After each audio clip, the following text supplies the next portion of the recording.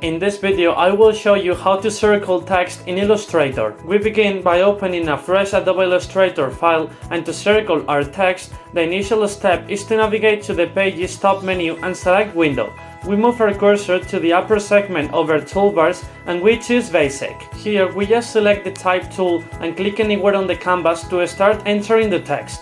We type the phrase that we intend to shape into a circle. In my example, I input circular text. Afterward, returning to the left-hand toolbar, we select the selection tool at the very top, and now we adjust the dimensions of our text. This step is crucial because once the circular effect is applied, we will still be able to resize the text, but modifying its proportions or overall scale won't be possible. Only the chosen font size can be altered. So we do this now. Click on the text to select it, then drag any of the blue anchor points to resize it. You will notice that we can now stretch and tweak the proportions, something that won't be possible after curving the text. However, to scale it proportionally without distortion, hold the Shift key while dragging, and the original proportions will remain fully consistent. Once this is done, we need to adjust certain text settings to avoid any errors when applying the circular effect. To accomplish this, we return to the top menu and, like before, open the Window drop-down.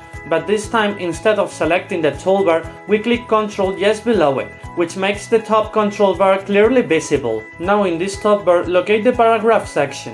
With our text still selected, click on it to make the necessary adjustments for proper formatting. Now in this menu, what we need to do is adjust the alignment of our text, because if it is not aligned correctly, once we curve it, it might appear upside down or even mirrored, with the letters reversed. To prevent this problem, we must make sure that the Align Left option is active. In my example, as you can see, it is not selected by default, so we simply click on it to activate it. After this step, still located in the top bar, we move over to the color box on the far left side. Here we will assign the specific color to our text. We click on the color box, and in the drop-down menu that appears, we select the color we want to apply to our text. Next, we are going to create the circle or circular shape, which could also be an ellipse, that will serve as the path along which our text will follow. It is extremely important that this circular shape is created on a completely new layer, separate from the layer that already contains the text. The reason for this is that if we delete the circular shape while it is on the same layer as the text,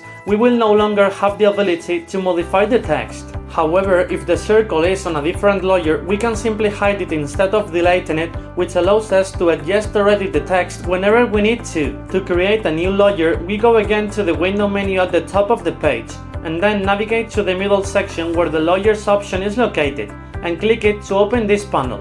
You can also bring it up quickly by pressing F7 on your keyboard. This panel will appear on the right hand side of the screen, and here you can see that there is already a single layer created by default, which contains the text. After that, to add a new layer, we go to the Layers menu located in the upper right corner of the panel. Click on it, and in the menu that appears, choose New Layer. In this dialog box, it is extremely important that we do not check the template option, and then we press the OK button located at the bottom of the dialog. Next, to prevent any confusion between layers, we double click on the new layer we just created and assign it the name. In my example, I name it Circular Shape, and then press Enter to confirm. Now, with the new layer fully selected, we go to the toolbar on the left hand side to create our circular shape. On the rectangle icon, we right click to reveal all the available shape options, including the circle, which is the key shape required for grabbing our text along its circular path. Here we choose the Ellipse tool, which can also be quickly selected by pressing the L key on our keyboard.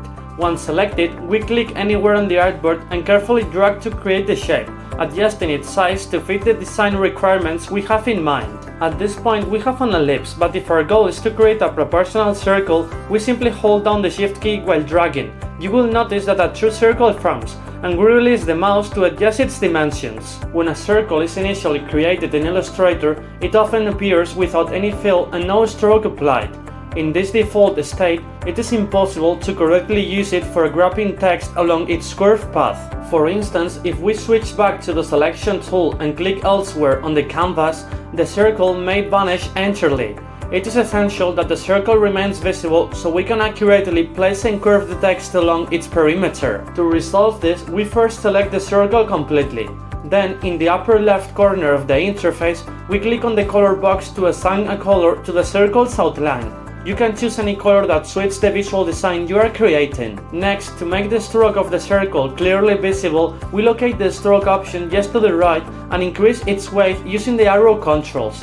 With this adjustment, the circle's outline is now fully visible and easier to manipulate. After preparing the circle, we double-click our text to enter edit mode. Press Ctrl A to select all the text and then press Ctrl C to copy it to the clipboard. Then, with the selection tool active, we click on the edge of the circle. Switching back to the type tool, we hold down the Alt key and hover the cursor over the circle's path. Clicking at that point, we press Ctrl V and the text is applied.